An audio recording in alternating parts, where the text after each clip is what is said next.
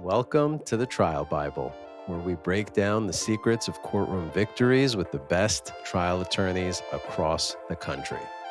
Each episode will sit down to explore their recent winning verdicts, the key pattern jury instruction charge that made the difference, and the tools they use to hit big. Let's go.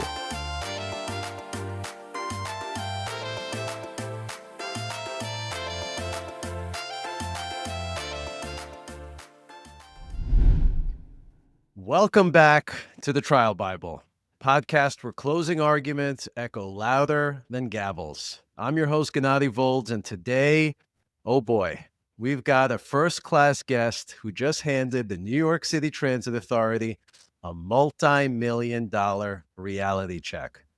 That's right, folks. Joining us is the one, the only Peter S. Thomas, the trial titan who's taken on the train titans and walked away with a verdict so big, even the MTA had to stop and check their MetroCard balance. Peter, welcome to the show. How are you? Thank you, Gennady. Thank you for having me. I appreciate it. It's a pleasure to have you. We've heard the last name before, Thomas. Our first guest was Dan Thomas. Any relation? My baby brother by 10 minutes. Yeah, absolutely. Dan Thomas was absolutely an excellent guest. Both of you come from a line of legal titans in the field. Your father was the great Judge Charles Thomas. And Judge, if you're listening, you did good with these two boys. And we're happy that you did everything that you could do to make them turn out the way they did. How was it growing up in a family where your father's a judge, your brother's also in the business? Tell me a little bit about that. It was great. It was every night at dinner, we would have conversations that were not just stimulating and exciting, but really helped to train us to think like lawyers and to problem solve and to think logically and approach situations a little differently than we were being taught, obviously, between our friends and school. So it was great. It was fantastic. I feel very fortunate. A lot of people think, do I go to law school? It's a big ticket. It's a big step financially to go through the process. And I've been telling everyone, the beauty of law school is maybe not so much what you learn, but how they teach you to think and approach problems. I thought that was the biggest takeaway for me. It really made me think differently when I was talking to my friends and going about problems at work. It completely changed the theory. Absolutely. Analytical thinking, logical reasoning, taking, I think it was IRAC, issue, rule, analysis, and conclusion. That's And right. and that sort of and that's how they taught us for legal writing, but it's also legal thinking. You know, if you can break down any issues into those four categories, you pretty much can figure out where you're going and how you want to proceed. So, yeah, my brother and I had been exposed to that at an early age without even knowing that we were being exposed to it. Because my father would do more than just tell us about his cases. He'd ask us questions and how we thought and what we think he should say and what he should do, and never really realizing that it was all just practice for our future. Invaluable. Those conversations are invaluable. Clearly, they worked. Both you and your brother, extremely successful trial attorneys. So I want to set the stage here for this particular trial against New York City Transit. This wasn't just any injury on the tracks. You have a train. You have two separate plaintiffs here, and the Transit Authority trying to derail responsibility. Tell us a little bit about the beginning details of what you got when you started this case as trial counsel. First of all, there were two plaintiffs in this trial, Mr. Pedraza and Mr. Martinez. Mr. Pedraza's case had already been tried once before, and by the attorney of record. His name is Alan. And Alan had tried the case once before and got a verdict of $5 million from the jury, but the jury found 60% negligence against Mr. Pedraza for being on the subway tracks, more specifically at the Spring Street station, the number 6 downtown train. He was struck by a train and sustained an amputation of his arm.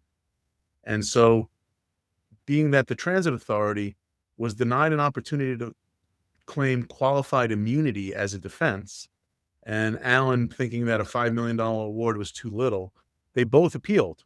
And when they appealed, the court granted a new trial on all issues, but Allen had another case at the same station where we were alleging the same liability issues, and the court consolidated both actions, even though the second case, Martinez, his action was 3 years later. So now I'm trying two cases with one jury, both sustained amputation injuries at the Spring Street station, being hit by a number 6 downtown train. Mr. Martinez sustained a leg amputation, Mr. Martinez an arm amputation. So I'm given this case, and I did something that I don't usually do. I didn't even read that trial transcript.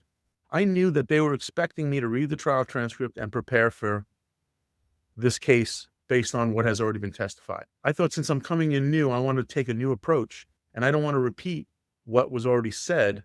Not only that, I was looking for a better verdict than had already been achieved in the first trial. So I figured if I start from scratch, I won't be distracted, if you will, or I won't be married in any way to any of the testimony in the prior case. All right, so let me see if I get this straight. You have two separate plaintiffs, Mr. Pedraza and Mr. Martinez. They're both getting hit by the 6 train downtown at the Spring Street station. They both end up on the tracks of that station. Is there any other similarities between those two cases? They both have elevated blood alcohol level in the hospital. So another way of saying is they were highly intoxicated. Both highly intoxicated. What levels are we talking about here? Well, one had a 0.19 blood alcohol level. The other had a 0.21 blood alcohol level. And this was an hour or more after the accident. And do these two guys know each other? Not at all. The only thing they have in common is they're both Mexican and work in restaurants, and both working late nights and live in Brooklyn. So they were taking the 6 train back from their jobs in the city back to their homes in Brooklyn. And somehow each of them ends up getting off at the Spring Street station, which is neither one of their stops. Neither one of them had to or needed to get off at the Spring Street station, but somehow found themselves getting off at the Spring Street station. When you said that on appeal, the transit authority wanted an immunity defense, what is that position that they wanted to take and thought that they would win on? Right. Qualified immunity. Very much like when the police officers have protection from being sued if they're doing their job. They can't be sued for manhandling somebody during the course of an arrest. The transit authority is claiming that they were entitled to the benefits of a qualified immunity. You only get a qualified immunity as a municipality or a quasi-municipal agency like transit authority if you've done a study. And if your study reveals that the basis for your decision and how you either, in this case, operate the trains, the speed at which the trains come into the station, and you can show a rational basis for the decisions you've made in light of that study, then you could benefit from a qualified immunity and avoid responsibility because you've done this study. All right, so let's talk about strategy a little bit. You know, going into this, that we're dealing with 2 drunk Mexicans after work on a track. Let's just keep it very truthful with each other. Sure. That's a tough fact to deal with in front of a jury. You know it. I know it. Every trial lawyer knows it. Every lawyer knows it when they're picking up the case. What do you do, whether it's in jury selection, in opening, on direct with your client? What do you do to soften that up? There's no way to soften it. You can only own it. And you can make sure that you don't try and hide it and don't try and run away from it. The interesting issue in this case was that the New York City subway system is an open track system, which means there are no barriers, there are no doors, there are no separations between the platform and the tracks. Anybody can access the tracks. And the transit authority knows that people who are incapacitated, people who are drunk, stoned, or stupid, I don't know how else to describe it, use their system. And their line of defense is to put a yellow line on the edge of the platform saying, stand behind the yellow line. and to make some announcements here and there, but nothing stops anybody from accessing the tracks. And people end up on the tracks for multiple reasons. People can be pushed. People can jump down intentionally to get something that they've dropped. They could be trying to cross over to the other side. They could have a medical condition which caused them to lose their balance. They could be victims of crime and thrown on the tracks. There's all kinds of reasons why people end up on the tracks. And the key here was that the transit authority knows it. And they've kept track of how many people actually end up on the tracks and are involved in what they call a 12-9. That's the code, 12-9. That's the All code right. for somebody being struck by a train. Let me stop you, Pete. I pulled up the photo. This was one of the exhibits during your trial, right? Correct. And this is the Spring Street station. Is this showing where they were struck? This is showing where Mr. Martinez was struck. Mr. Pedraza was struck closer to where that garbage can is in the photograph. Yep. So just about 30 feet away, 30 feet closer to the north end of the station where the train comes into the station was Mr. Pedraza. Mr. Martinez was about 30 feet down the track. So I want to go back to my original question. How do you start to present to your jury pool or your jury that these two men were highly intoxicated, and despite their intoxication levels, they were not at fault for this accident? What do you specifically do in this case? It starts in jury selection. And part of getting a jury that is going to be open to considering these claims is to bring that fact out, to tell the jury that my clients, both of them, and two separate occasions, they don't know each other, were both struck by trains at the same station, and that when they arrived at the hospital, they both had elevated alcohol levels, and then neither one of them is going to be able to tell you how they got there. If any of you feel that those facts alone are enough to cause you to render a decision before hearing the evidence, please let me know. And you, as you might believe, the majority of the room put their hands up and said, your client was on the track, shouldn't be there. Your client was intoxicated. What was he doing intoxicated on the tracks? The client got hit by a train and doesn't know how he got hit. Yeah, no, I've already made up my mind.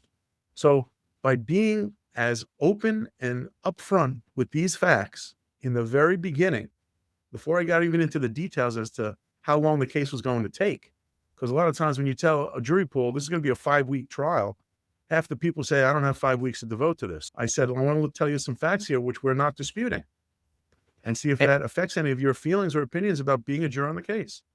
So there's no dispute that the train hit these two individuals, right? True. Correct. What is the transit's position with respect to defending liability? The transit authority took the position that they have an exclusive right of way on the tracks, that no one is allowed on the tracks. The only people on the tracks should be safety workers or contractors of the transit authority, and all that is planned in advance. Nobody belongs on the tracks. Nobody's supposed to access the tracks. And if you're on the tracks, you're in violation of the rules. You're a trespasser. You're a trespasser, exactly. So one of the things I did to try and also, I guess, soften that issue was the first thing I did when I walked in there, actually the very first thing I did when I walked into the jury room, was I said to all the jurors, raise your hand. Everybody puts their hand up. Okay. And I said, leave your hand up only if you have never crossed the street against a red light. Leave your hand up only if you always wait for the traffic light to turn green before you cross the street. And I looked around the room and all the hands went down. Even the defense attorney's hands went down. And I said, okay, now I know I'm talking to a room full of New Yorkers. And I said to them, you have all broken the law. You all violated vehicle and traffic law by crossing the street against the red pedestrian signal. But what you've also did was you assessed your own risk. You knew that even though the light was red for you, you could cross without issue because there were no cars coming or whatever it is. Then I said to them, would you do the same thing if you were pushing a wheelchair or if you were holding the hand of your 4-year-old nephew? Of course not. because now your assessment of risk is different. You're now responsible for somebody else. So you're not going to take those chances. Well, the New York City Transit Authority is responsible for everybody in their system. And this is a case about speed. And I said to them, and as we all learned probably in grade school, speed kills. Speed maims. Speed can change people's lives in an instant. And I made this case about the speed of the train coming into the Spring Street station, the downtown number 6 train in particular, because of the configuration of this station and the likelihood of somebody being on the tracks and the inability of a train operator to see if there's anybody or anything on the tracks coming into that station became the theme of my case.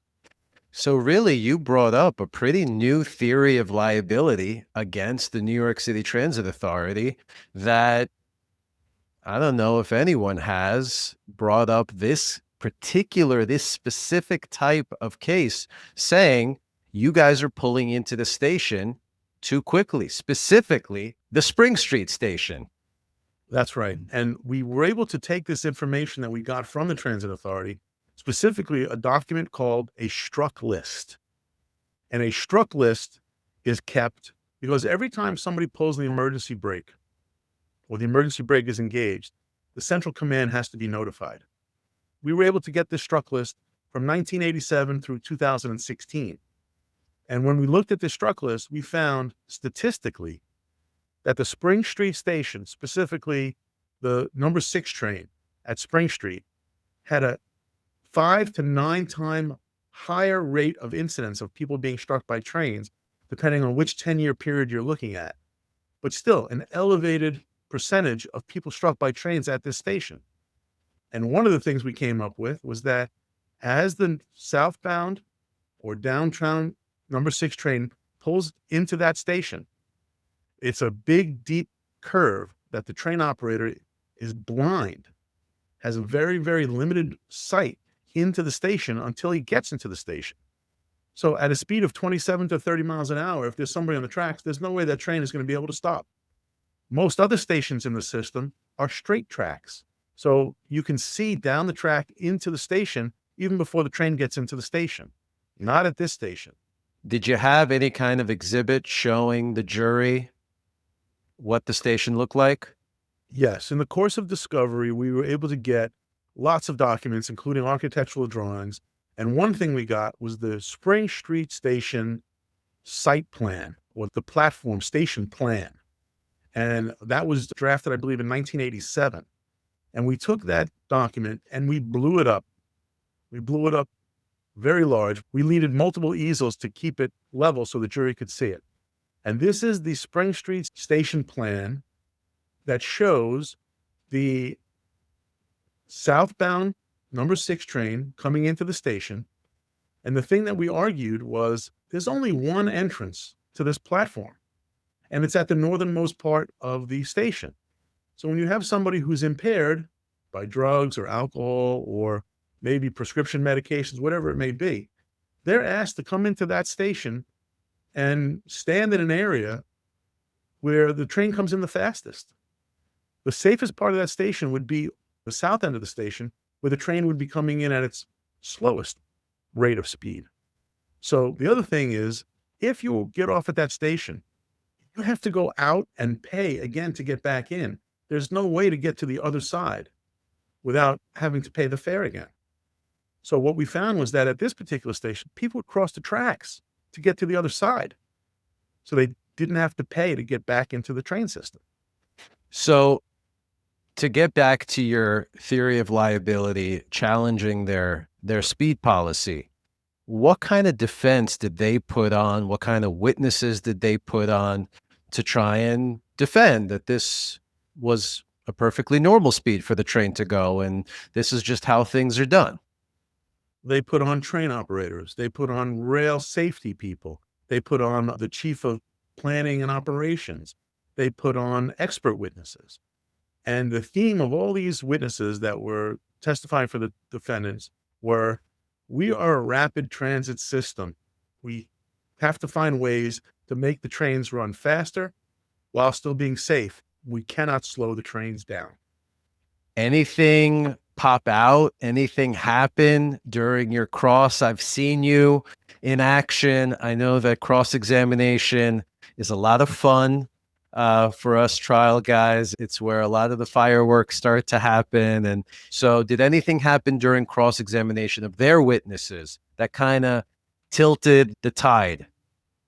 Yes, there were two witnesses in particular who I think really not only were being honest, but couldn't defend the type of questions that I was asking. And the information they revealed turned out to be shocking. The jury was shocked. The jury was, in fact, mad. There's no other way to describe it. They were angry when they heard the testimony of these two witnesses on these two issues. First, I'll tell you, there was the train operator. And the train operator was testifying about how many different stations there are in the transit system that have curved stations. The tracks curve when they come into the station, and that there's no issues and things like that. And I said to him, the recommendation by the plaintiff's expert was that the train be slowed down to 15 miles an hour before it enters the station, so that in the event somebody is on the tracks, the train can stop in time to avoid hitting them. And I said to him, is there a speed limit sign in the tunnel that would restrict the train coming into that station to reduce speed? He said, no, there is not. I said, would you agree that there should be one? And he did not want to answer that question. He said, it's above my pay grade, that no one's ever asked me. It's not my job. And then I asked him sort of a hypothetical.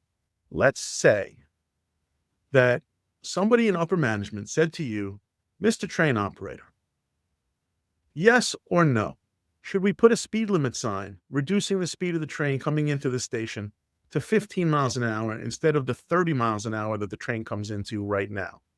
What would you say? And he said, I would probably say, yes, we should put a speed limit sign. So that was an aha moment. But there was another aha moment that I think was even bigger than that. Hold on. I just want to highlight the art of the question, the art of the answer that you're going to get. You're setting up a question where either he's going to agree with you, or what's the alternative? He's going to look like an asshole and say, absolutely not. I don't think so. I don't care about the safety of what happens on my tracks. You're setting him up with an impossible question. Well, we know what the proper answer should be from a safety point of view, but when you are less concerned about safety and more concerned about meeting your time schedule, then you're going to give the answer that he gave. All right. So I knew that no matter how he answered the question, I would be able to come back with the facts of this case and ask him how he reconciles his response in light of these facts. That's called trial art, folks. If you can come up with questions on cross where you cannot lose, you're off to a great verdict. All right. So what was the second one? Okay. So the second one was their chief of planning and operations. This was a guy who was actually involved in making policy for the transit authority in terms of regulating speed or not regulating speed of the trains coming into stations. And I do want to tell you that there are certain stations that the trains are regulated in terms of speed. For example, the 42nd Street station has a speed limit. But this question that I asked of their chief of planning and operations, I said, sir, would you agree to slow the train down by 3 miles an hour coming into the Spring Street station if it would save a life or a limb? And he said, no. I said, sir, would you slow the train down by 2 miles an hour? The number 6 train downtown coming into Spring Street station by 2 miles an hour if it would save a life or a limb? He said, no. And of course, when I said, sir, would you slow the number 6 train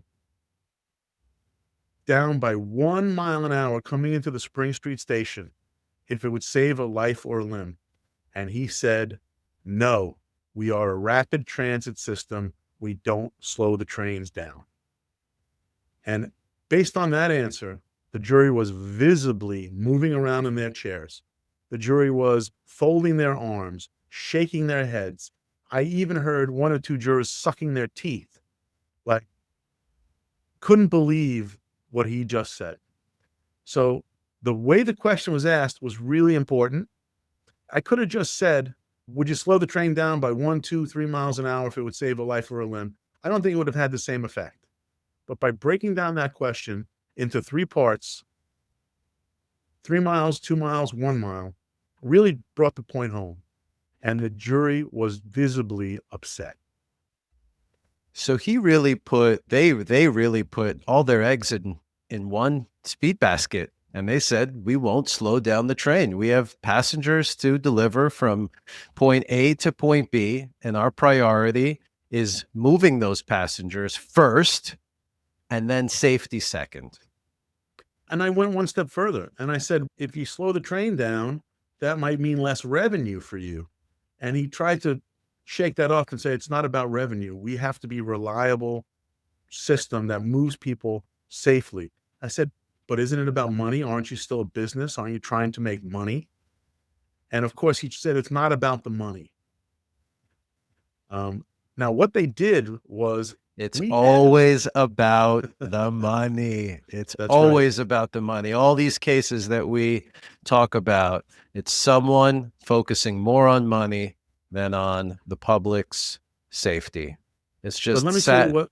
Go ahead. What they did that really, I think, was not very smart on their part. We asked that they slow the train down at one station, the Spring Street station.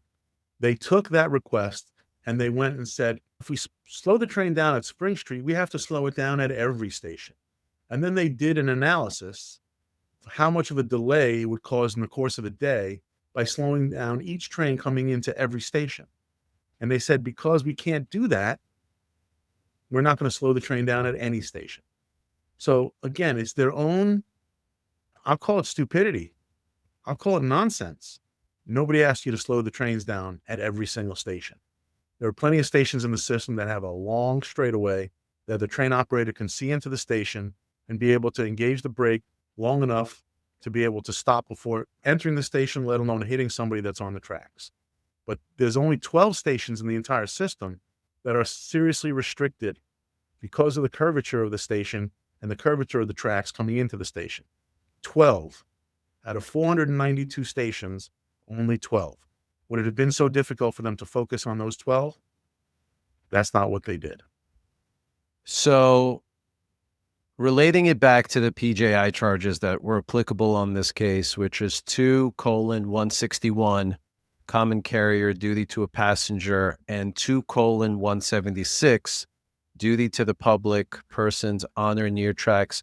Both of those PJI charges have a reasonably foreseen language in there.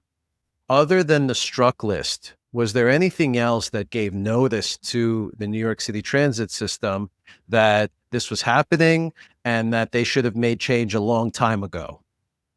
We called a statistician. We had a statistics expert come in and analyze the information. And he was able to tell the jury that on average, 2 to 3 people a week are struck by trains within the system. And if that's not notice, then I don't know what is. Their own struck list was the notice that we used to show that they were very well aware, for all kinds of reasons, that people end up on the tracks.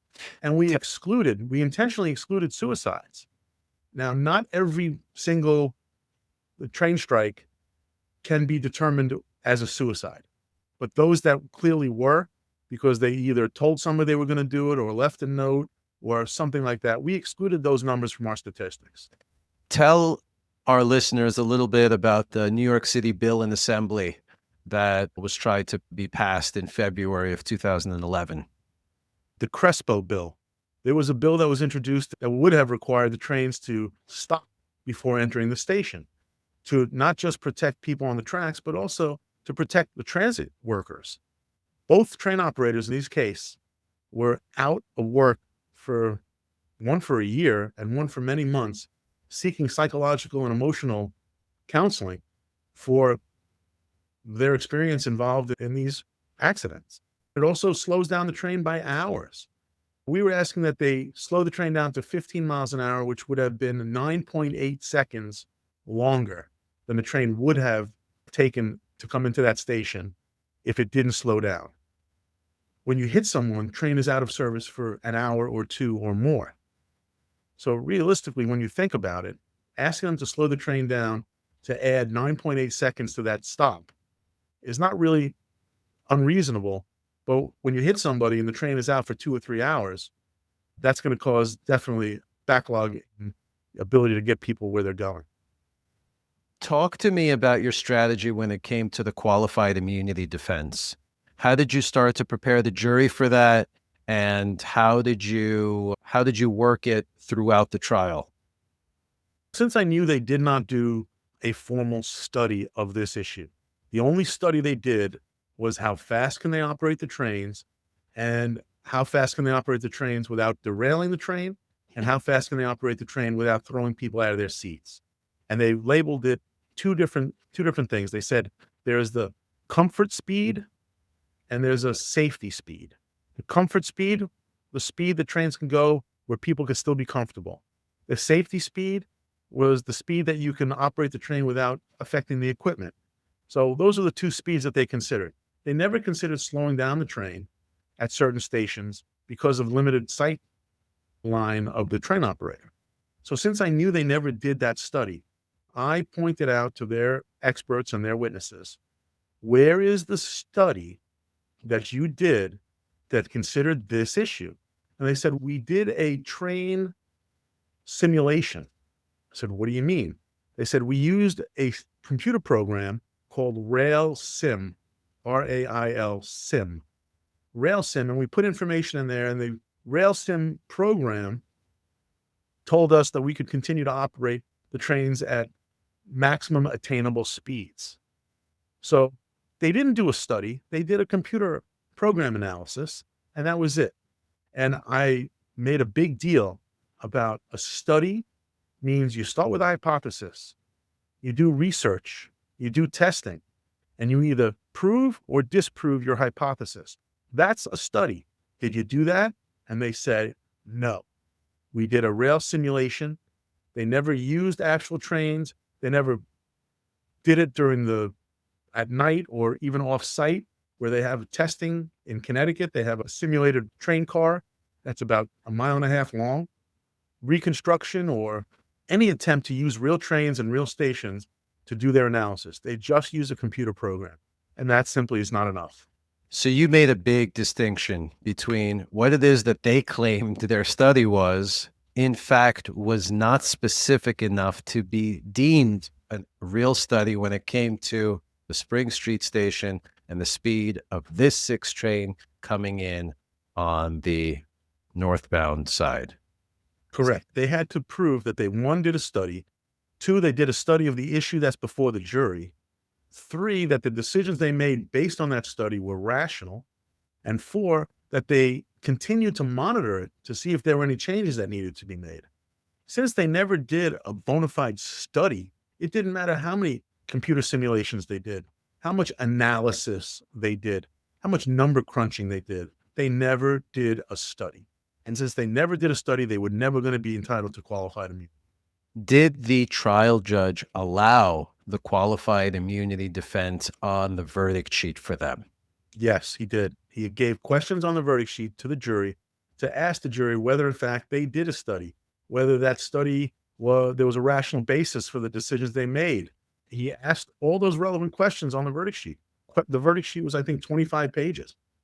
Let's talk about the liability portion here. You had mentioned earlier in the show that the original trial that happened about 5 years prior to this, that the jury found Mr. Pedraza 60% at fault for his own accident, correct? That's correct. After Mr. Thomas steps into the courtroom and does his razzle-dazzle and tells these jurors what they need to hear, what was the liability against the New York City transit system? In this case, there were 3 entities on the verdict sheet. It was the transit authority, it was the train operator, and then each plaintiff. The jury found no negligence, no responsibility against either of the train operators, no negligence, no responsibility against either of the plaintiffs, and found the transit authority 100% responsible in both cases based on their failing to appreciate that speed at which the train comes into the station is just too great for a train operator to be able to stop before hitting somebody who's on the tracks. Give us a little bit of the closing arguments on liability. Why being intoxicated, having no idea how this happened, where they were at the time, why it's not their fault. I was expecting and anticipating an argument from the defense that would have connected the alcohol consumption to their being on the tracks. And they called a medical toxicologist to testify. And their medical toxicologist took the blood alcohol levels at the hospital, extrapolated back to the time of the accident, testify and render an opinion that at the time of the accident, I think one must have had 9 drinks and the other had 7 drinks to have a blood alcohol content of what was listed in the hospital report. And on cross-examination, I said to that expert, okay, we can see they both had elevated blood alcohol levels in the hospital. How does that put them on the tracks? She goes, I don't know. I said, how does the elevated blood alcohol level support the position that they're responsible for being on the tracks themselves? She goes, it doesn't. So their own expert was not able to connect the alcohol use and their being on the track, especially when I said to her, are you aware that either one of them may have been victim of a crime and pushed on the tracks, may have misstepped that had nothing to do with alcohol? And their expert said, yes, any of those things is possible. That's not my job here, is to make that determination. So the one witness that they were relying on to try and causally connect the alcohol consumption to their position on the tracks was not able to do that based on the limited information that she was given. So I argued to the jury, the defendants have not met their burden of proving that the plaintiffs were negligent. We don't deny they had increased levels of alcohol, but are you supposed to take the train if you're intoxicated? Better than getting behind the wheel of a car and driving. And how often does the New York City subway system know that people who take the trains are impaired, either by drugs, alcohol, prescription medications, failing to take their prescription medications? And then I mentioned, what happens on New Year's Eve? Aren't the subways packed with people going in and out of the city to celebrate? And how many of them do you think are intoxicated above the legal limit to be able to drive? And she said, oh, I'm sure many of them. So the transit authority knows that people who use their subway could be intoxicated, have elevated blood alcohol levels. Oh, yes, absolutely. There were 2 parts to that testimony. 1, she couldn't causally relate. And 2, the transit authority very well knows that the people that use their system are intoxicated. She then said, you're not allowed to drink in the subway. Okay. What if you drank before you got into the subway? She says, yeah, you can't stop that. They know about it. So once again, those facts were not properly addressed by the defense to show to the jury that either one of these plaintiffs was responsible themselves for ending up on the tracks. They didn't know how they got there. So that I argued in my summation, the defense has failed to meet their burden of showing you facts in this case that the plaintiffs themselves were responsible. And the jury agreed. I had the pleasure of sitting in on the closings for both you and the New York City transit system. And I'm always surprised at defendants who dig their heels in to a position that sounds ludicrous to me. The fact that they continue to emphasize that our ethos in this case is to move passengers as quickly and safely as possible. He kept saying it in that order, quickly and safely.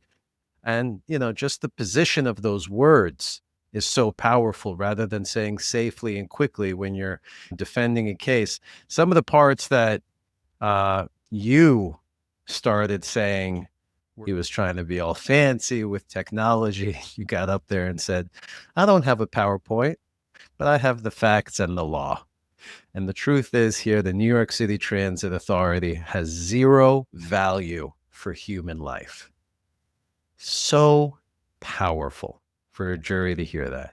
You said they're not giving you reasons, they're giving excuses. And when it comes down to it, I'm going to quote you here, if you're on the track, there's a chance you won't make it. Sure. Hearing that as a New Yorker who's taken the subway system, let alone the disaster that the subway system has become post-COVID, knowing how dangerous of a place this subway system is, and knowing that people fall in, people get pushed in, people drop their belongings on these tracks, to say it in those words, if you're on the track, there's a chance you won't make it, was the crux of this case. And it was really the transit authority standing there and saying, yeah, we know that, and our job is to move people quickly. So too bad. Congratulations on the liability verdict. I want to get to damages.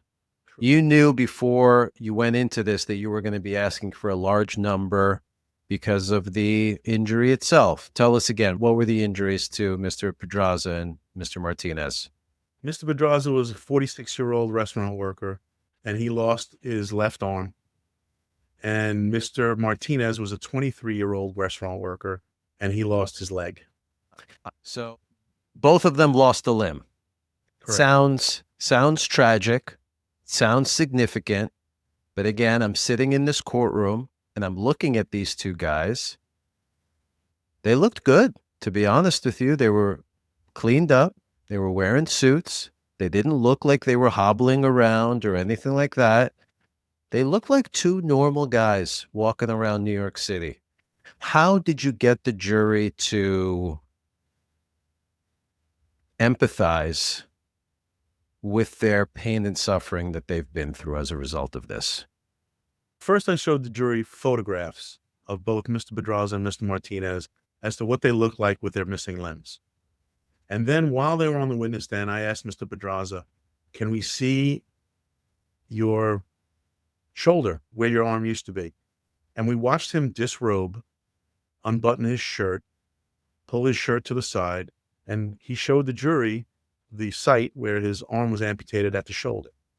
For Mr. Martinez, he took his pants down, and of course I prepared him in advance so he wasn't going to embarrass himself, but he was wearing shorts and under his pants, and he took his pants down and he took off his prosthetic leg, and he showed the jury his prosthesis that was wrapped in black electrical tape and gray duct tape. I said, why do you have the tape there? He says, because it's 8 years old and it's cracked and it doesn't fit right, and I don't have the money to buy a new one. So here, this 8-year-old prosthetic limb is being held together with electrical tape and duct tape. And the jury's impression was, how can this be? How can this guy even live a normal life? We can't even afford a new prosthesis. And the testimony from our experts was that he's going to need a new prosthesis every 3 to 4 years. That's how much wear and tear it gets. And here it is now 8 years post-accident, and he's still with the same prosthesis. It was very powerful. The jury watching them navigate just even getting dressed or getting undressed was very powerful from the witness. Better than any day in the life video, better than any, blow up photographs that I can show them. They were watching them in real time, how they operate and how they get along. You're no rookie to asking for a lot of money. And I know you make it a point to tell the jury as quickly as you can, I'm going to be asking for a lot of money. Give us a little bit of the gems, if you will, on how you go about conditioning this jury to understand that the only right verdict here is a large one. How do you do that? In this case, because the transit authority really didn't have much of a defense, I was able to use the fact that you have two plaintiffs with missing limbs. This isn't just a sprained ankle case. They're going to have lifelong disabilities. They have limitations and restrictions in everyday activities for the rest of their lives. But it was also about letting the transit authority know that you don't appreciate the strategy that they've employed. And this stick your head in the sand type approach of you shouldn't have been there and you wouldn't have gotten a hit. It was a way of getting the jury not just to consider what fair and adequate compensation would be for the injuries proven and for the damages proven, but also to let the transit authority know this has to change. Something has to be done. And I tried to balance both of those issues, but primarily you have Mr. Pedraza, 13 years since the accident without his arm, and another 22.2 years on his life expectancy. Mr. Martinez, 9 years without his leg since the accident, and another 46.7 years on his life expectancy. So I was able to use the future life expectancy as a way of letting the jury know that's where the big money is, in their futures. When do you start talking about money to the jury? Jury selection, right away. I tell them the only thing the court allows in terms of compensation is money. I'm not apologizing for it. I'm letting you know right now that at the end of this case, all you can do is award a sum of money that will fairly and adequately compensate the plaintiffs for all damages. My job here is to make sure that my clients do not get shortchanged. No discounts. Pain and suffering is not on sale.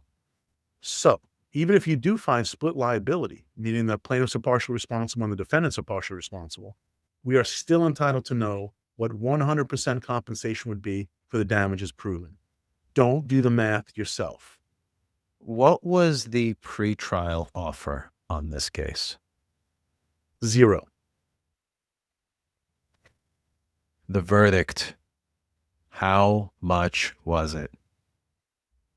The total verdict for both plaintiffs came out to $103.6 million. Mr. Pedraza, who only had a pain and suffering claim, got $45 million. Mr. Martinez, they gave him $10 million for past pain and suffering, and they gave him $47 million for future pain and suffering. And then they gave him another $3.5 million for future medicals, including new prosthesis and diagnostic testing and follow-up visits for therapy. So the total came out to $103.6 million between the both of them. If we took $103.6 million in singles, how many train cars do you think we'd have to fill up? That's not a verdict. That's a trainload of justice. Yeah. Talk to me about the experts for damages. What kind of experts did you use to bolster your damages claim? We had a prosthetist, somebody who understands the value and the need for prosthetic devices. We had a life care planner who was a medical doctor. We had an economist who was able to take the life care planner's projected figures and put a chart together for the jury as to what, with inflation, what it would be over time.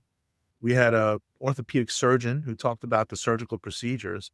And what was very interesting about this case is, again, one guy lost his arm at the shoulder, one guy lost his leg just below the knee.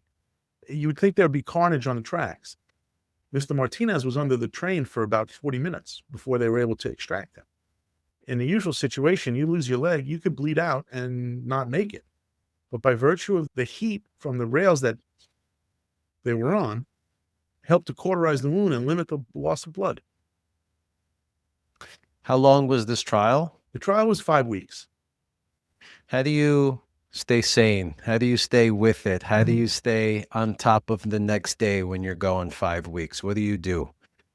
It's just one witness at a time, really. I don't prepare for the last witness first. I try and anticipate. I know who my witnesses are going to be, and I ask defense counsel, who are you going to call tomorrow? Who are you going to call the next day? To try and get an idea as to who's going to be called. So, for example, on their last witness, I didn't even start to prepare for that last witness till I was about 3.5 weeks into the trial. Is there something that you do? Walk us into your personal life a little bit, if I may. Is there something that you do either just before trial or even during the trial to recenter yourself, to find that peace within the storm that helps you realign of how you're going to present this case? Well, what I can tell you is most trial lawyers are just frustrated actors or musicians or entertainers. And I guess I fall into that category as well. I play guitar, and when I come home after a stressful day or when I'm done getting ready, I'll pick up my guitar and just play a few songs just to decompress, just to get back to center. And it works very well for me. I don't have any quirky yoga tips or meditations that I do. I just like to play a little guitar, and that helps me to reboot and go to the next thing. Listen, I make more money as a lawyer than I do as a singer. You brought up music, so I'm going to ask you this one. You're up at bat. You're coming into the courtroom hot. What's your walkout song? The song that keeps playing in my head is Eye of the Tiger. You know, Rocky's Eye of the Tiger. Maybe I'm a victim of my own upbringing, but that to me was like the triumph song. That was the song. That's like the underdog. That's like, when you hear that, you know that somebody just beat the odds. So you're playing that after the verdict or as you're walking in on day one? Day one, in the middle of the trial, and of course, at the end of the case. Yeah. I love that. This wasn't just a verdict. This sent a message to our transit system, and it did so in a big, big, big way. You did something, I believe, here that will not go unnoticed, and you've already established change within the transit system's culture. You started to get a few pictures after the verdict. Tell us what those pictures were of. Actually, one of them was from a juror on the case who said, I guess we're starting to make a difference. It was another station. I believe it was the Fulton Street station. And they put up these gates. They're small little waist-high type gates that are on the platform that are meant to prevent somebody from accessing the platform. When the train pulls into the station, there are no doors at that location. And these gates may help to deflect somebody from falling onto the tracks or prevent somebody from being pushed onto the tracks. It doesn't take a lot. And had this been in place at the time of both Mr. Martinez and Mr. Pedraza's accident, there's a very good chance that neither one of them would have ended up on the tracks. So you see them here, folks. I think this is the photo that came from the juror. Is that right, Pete? I believe so, yes. If you live in New York and you take the subway system and you start to see these gates, I want you to thank Peter Thomas, because he's the guy that was the courtroom conductor, the justice engineer, today's featured verdict slayer, that really made a difference for New Yorkers with this verdict, not just for Mr. Pedraza, Mr. Martinez, but everyone that rides the New York City transit system. Peter, I want to thank you personally for coming on to the show. Thank you for the trial justice that you continue to deliver case after case. It's a pleasure having you as a friend, as a mentor. Always a pleasure speaking with you. Thank you very much for having me. Yeah, this is just one of the many cases that I've been involved in over the years, and I'm very proud of the outcome. I'm proud of the justice that we were able to get for both the plaintiffs, and I'm glad to see that the Transit Authority is actually paying attention. Excellent job, Pete. Folks, thanks for riding with us on Trial Bible. Remember, when the other side brings a train, you bring the truth with torque. We'll see you guys on the next one.